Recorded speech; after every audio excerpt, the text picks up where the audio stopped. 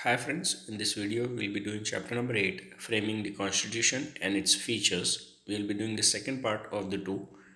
This is from the ninth SS textbook based on NCERT GVSCB syllabus. दोस्तों इस video में हम आठवां पार्ट करने वाले हैं framing the constitution and its features का। इसका दूसरा वीडियो हम यहाँ करने वाले हैं। ये 9वीं कक्षा की एसएस टेक्स्ट बुक में से है, एनसीईआरटी जीएससीबी सिलेबस में से है।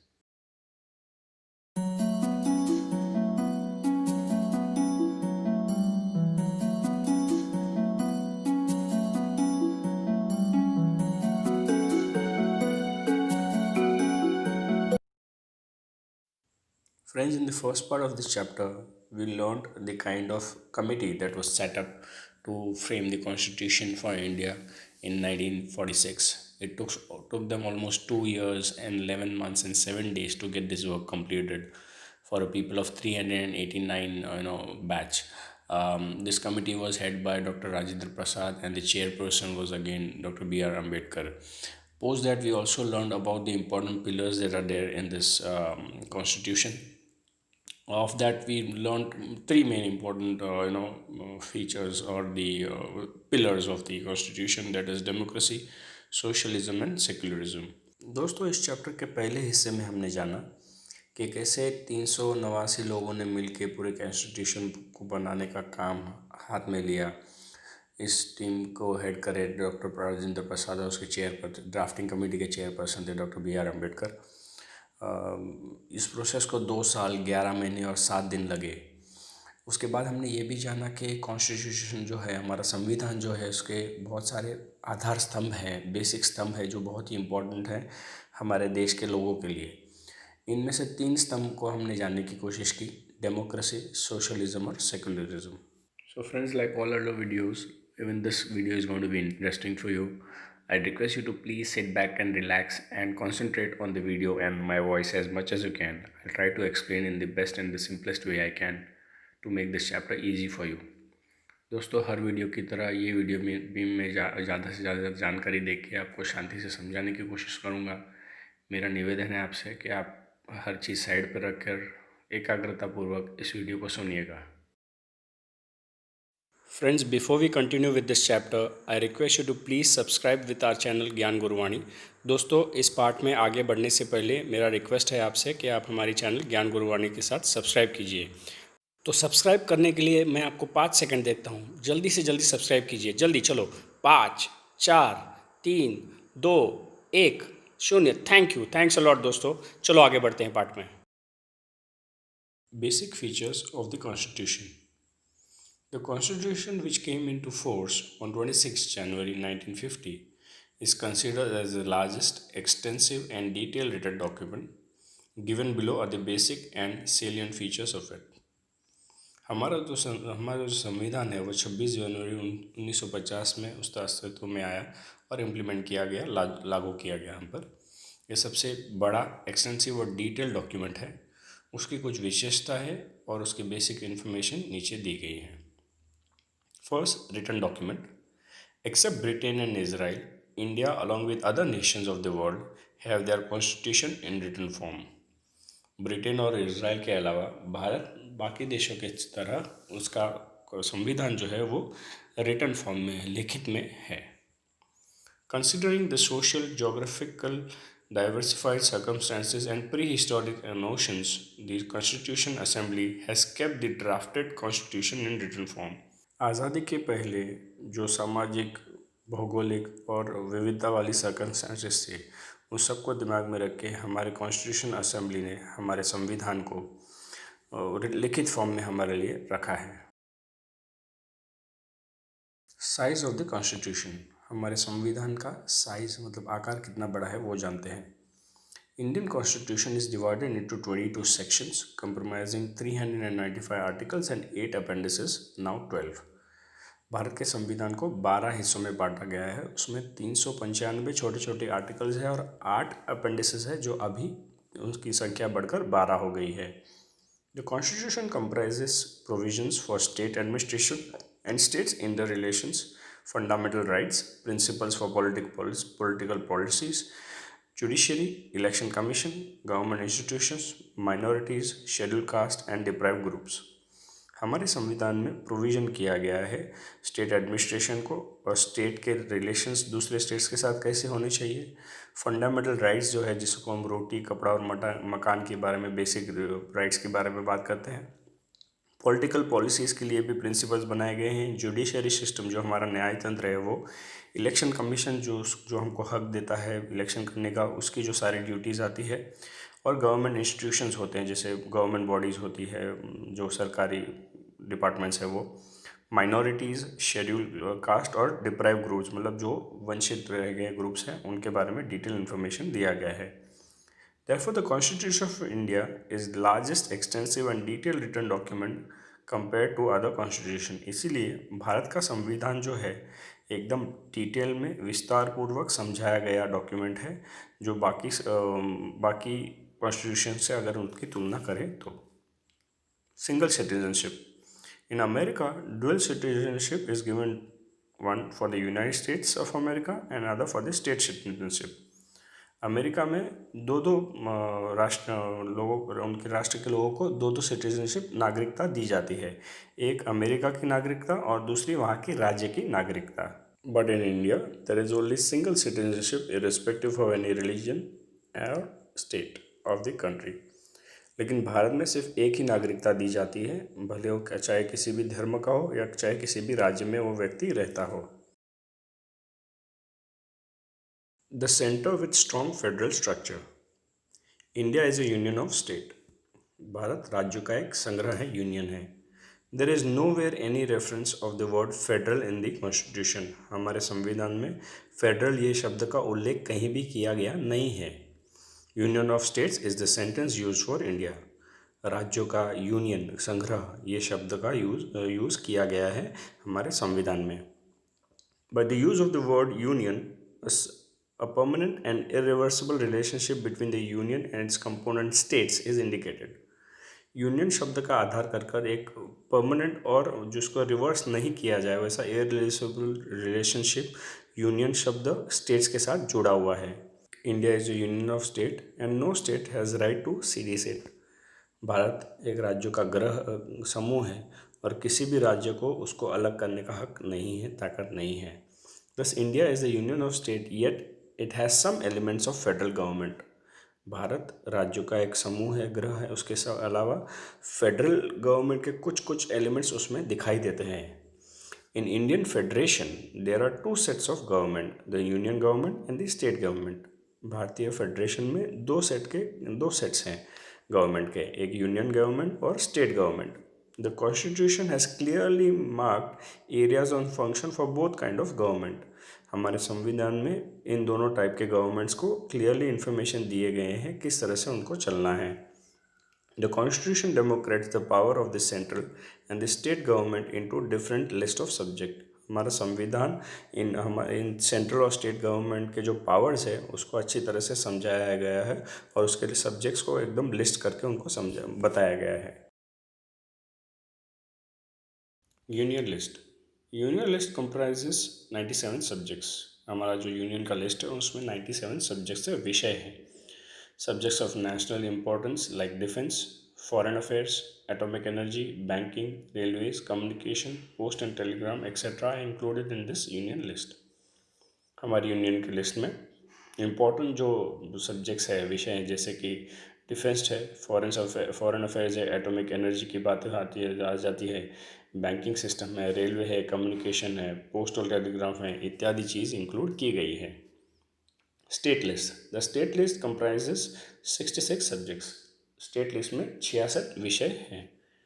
The state list comprises of those important subjects on which the state legislature house can pass laws। State list में वो इम्पोर्टेंट विषय हैं जिस पर स्टेट लेजिस्लेटिव हाउस जो होता है उस पर नियम लागू कर सकता है। Subject like laws and order, state government institutions, agriculture and education, health, land, intercity trade and commerce are included. उसमें इम्पोर्टेंट विषय कौन से तो स्टेट गवर्नमेंट के इंस्टीट्यूशंस अगर है, एग्रीकल्चर है, इरिगेशन अगर है, हेल्थ, लैंड, इंटरस्टेट ट्रेड अगर है और कॉमर्स इंक्लूडेड हो जाते हैं उन विषयों में। If there is a failure in the law and order in the state, the union government with consent और against the will of the state can send reserve police force.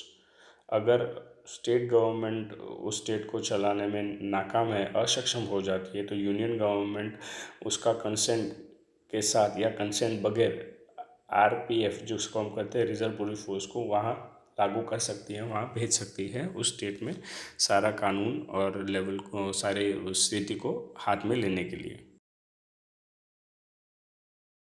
Concurrent list. In addition to this, the Constitution provides for a third list that can be called the concurrent list. इसके अलावा हमारे संविधान ने एक तीसरा list बनाया है जिसको कंकरेंट लिस्ट कहते हैं, which consist of subjects of common concern both to the central and state government. इसमें कॉमन विषय हैं जो राज्य के लिए और सेंट्रल गवर्नमेंट के लिए लागू होते हैं। The central and state government can pass laws on these subjects. इन विषयों पर राज्य की सरकार और सेंट्रल सरकार दोनों विषय पर लॉज पास कर सकते हैं, नियम बना सकते हैं। The concurrent list has 47 subjects. concurrent list में 47 सब्जेक्ट्स है, विषय हैं। This list include subjects like criminal and civil procedures, marriage and divorce, education, economic planning, trade union etcetera. इस विषय की लिस्ट में खासकर criminal activities, civil procedures, marriage, शादियां हो, डिवोर्स हो, एजुकेशन हो, इकोनॉमिक प्लानिंग और ट्रेड यूनियन इत्यादि विषय आ जाते हैं। Residuary powers. The subject which are not specifically allocated to union और state government are included in residuary powers. वो विषय जो खासकर स्टेट गवर्नमेंट और यूनियन गवर्नमेंट को नहीं दिए गए हैं उसको रेसिड्यूरी पावर्स कहते हैं। Matters that are not included in the division of powers are known as residuary powers. वो विषय जो जिसमें पावर को डिवाइड नहीं किया गया है उसको रेसिड्यूरी पावर्स कहते हैं। The central government is given the power of legislature of these residuary subjects. In residuary विषयों के पावर्स, सारे हक सेंट्रल गवर्नमेंट को दिए गए हैं। The financial distribution of resources is done between the union government and the state government. आर्थिक distribution in resources का जो होता है वो यूनियन गवर्नमेंट और स्टेट गवर्नमेंट के बीच में उसका विभाजन हो जाता है। Excise and customs, export import, income tax, all these are major taxes are decided by the central government. While sales tax, revenue tax, entertainment tax, educational tax, which are having meager financial resources, are decided by the state government. तो जो important main income वाले taxes है जैसे कि excise और custom है, export import है, income taxes है, ये सारे मेजर टैक्सेस का डिसीजन सेंट्रल गवर्नमेंट के पास होता है, जबकि स्टेट गवर्नमेंट के पास sales tax, revenue tax, entertainment tax, education tax इत्यादि जो छोटे फाइनेंशियल रिसोर्सेज होते हैं उनका सारा हक स्टेट गवर्नमेंट को वहाँ लोकली दिया जाता है। Unified arrangements during crisis. आपत्तिजनक स्थिति अगर आ जाए तो क्या अरेंजमेंट सरकार करती है, ये जानने जैसा है। हमारा संविधान इसके लिए क्या हक देता है वो जानने जैसा है। यहाँ पर there are 3 provisions for emergencies in constitution of India. Bharat के संविधान में 3 प्रोविजन दिए गए हैं इमरजेंसी के दरमियान। एक, first, national emergency can be declare eight the time of war, external attack और आर्म्ड रेबेलियन। राष्ट्रीय इमरजेंसी तब लागू कर सकते हैं जब युद्ध हो, बाहर से किसी का हमला हो या ताकतों का वहाँ कोई लोग जमा हो जाए, वो जो जुम्बा कर रहे हैं, वहाँ कोई गदर मचा हुआ है, तब वो होता है। Due to the law and order breakdown, the state cannot function according to the constitution, so constitutional assembly is declared. Law और ऑर्डर के ब्रेकडाउन के दरमियान अगर लॉ और ऑर्डर सही से नहीं चल रहा है तो स्टेट वहाँ पर वो अपना फंक्शन सही से नहीं चला सकता है, इसलिए कॉन्स्टिट्यूशनल इमरजेंसी वह लागू कर सकते हैं। Due to increase in prices there is a monetary value erosion, so at that financial emergency is declared. Prices जब चीज़ों के बढ़ जाती हैं तब एक वहाँ पर भी तकलीफ़ हो जाती है। ऐसे सिचुएशन में फाइनेंशियल इमरजेंसी भी लागू कर सकते हैं। The central government has been given more power to deal with these emergencies. ऐसे इमरजेंसी के दरमियान सेंट्रल गवर्नमेंट को ज़्यादा ताकतें, ज़्यादा पावर्स दिए गए हैं ऐसे डिसीजंस लेने के लिए। At the time of emergency India is almost turn into an unitary system. Emergency के दरमियान भारत को पूरे यूनिटरी सिस्टम में तब्दील कर दिया जाता है। बाइकॉर्नर practices. India has a parliamentary system of government. भारत का जो गवर्नमेंट है वो पार्लियामेंट्री सिस्टम के आधार पर चलता है। In a parliamentary system the parliament is the supreme authority representing people. Parliamentary system में पार्लियामेंट जो होता है वो सुप्रीम अथॉरिटी होता है जो लोगों का नेतृत्व करता है। The legislature at the union is the parliament. जो लेजिस्लेटर होता है यूनियन का वो पार्लियामेंट कहलाता है। The parliament is bicameral means it has two houses. Parliament को दो हाउस होते हैं, upper house and the lower house. बड़ा जिसको अपर हाउस कहते हैं और लोअर हाउस कहते हैं। Upper house is called Rajya Sabha. हम जानते हैं कि अपर हाउस को राज्यसभा कहते हैं। The lower house is known as Lok Sabha और लोअर हाउस को लोकसभा हम कहते हैं। Though the government is carried on in the name of president at the union and the government in the states, actual administration is carried by the council of ministers headed by the prime minister and the union and at the union and the cabinet of ministers in the state. हालांकि हम जानते हैं कि president के पास union को, government को चलाने के, राज्य को चलाने के सारे एडमिनिस्ट्रेशन दिए गए हैं, लेकिन ज़्यादातर या मुख्यतर ये सारे काउंसिल ऑफ मिनिस्टर्स ही ये काम करते हैं, जिनका नेतृत्व प्रधानमंत्री करते हैं और सारे राज्यों के चीफ मिनिस्टर करते हैं। The council of ministers are responsible to the legislature that compromises representatives of the people.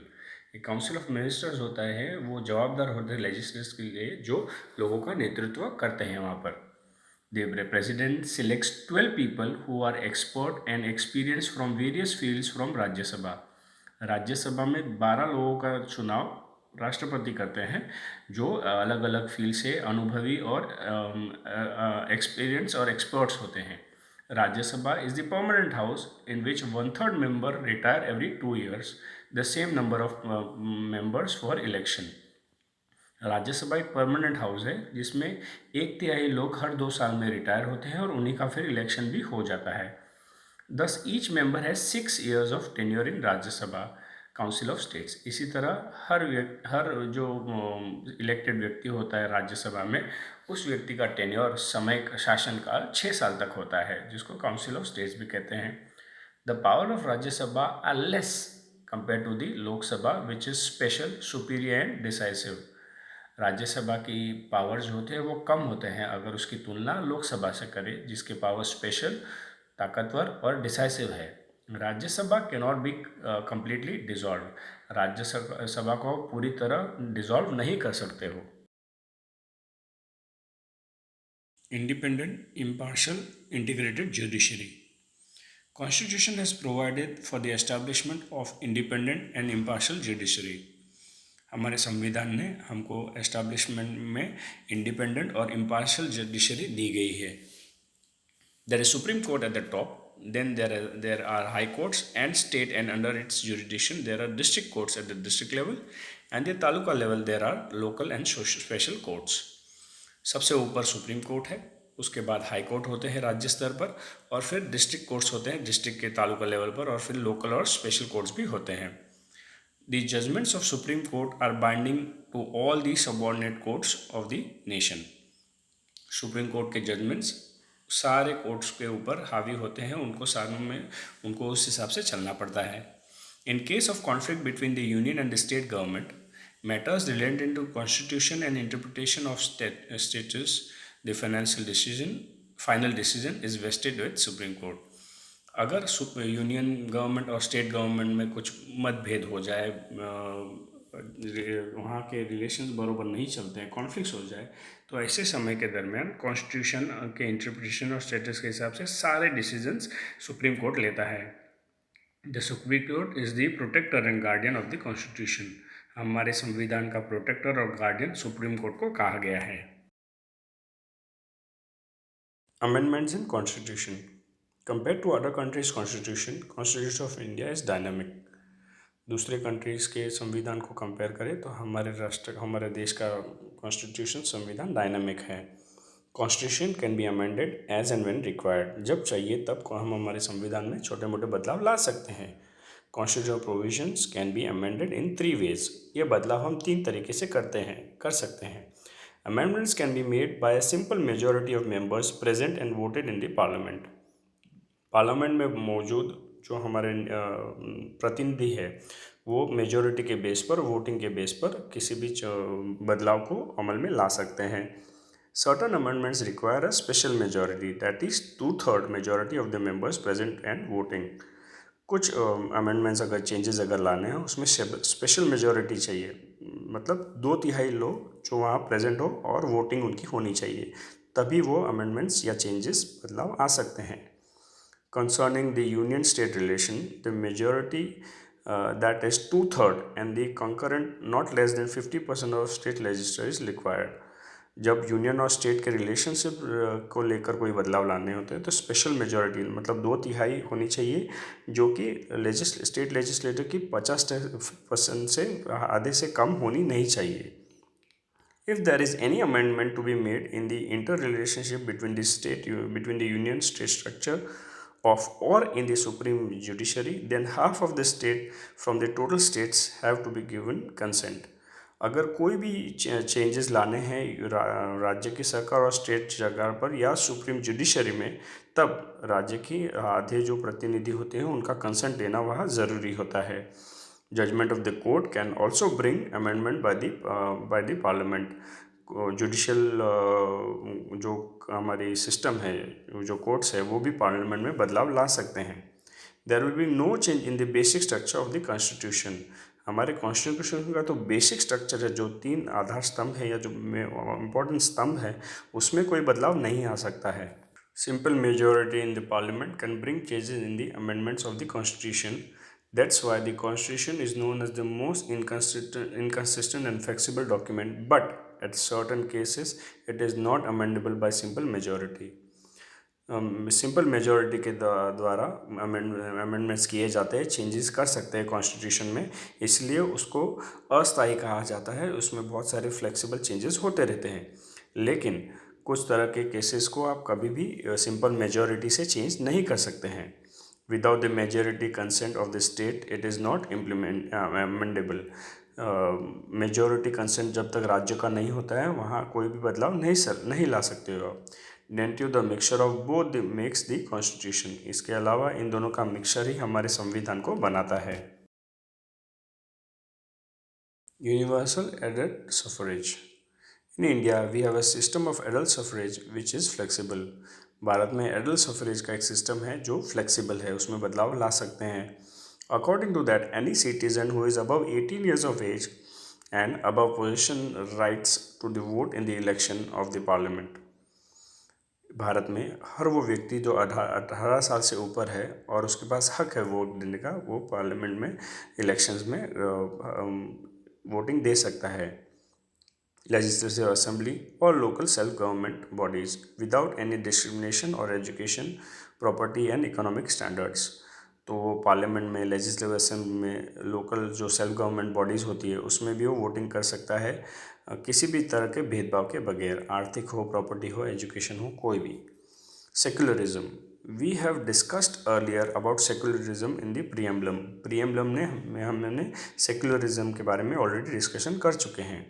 In the constitution, India has been declared as a secular state. हमारे संविधान में भारत को एक सेक्युलर स्टेट कहा गया है।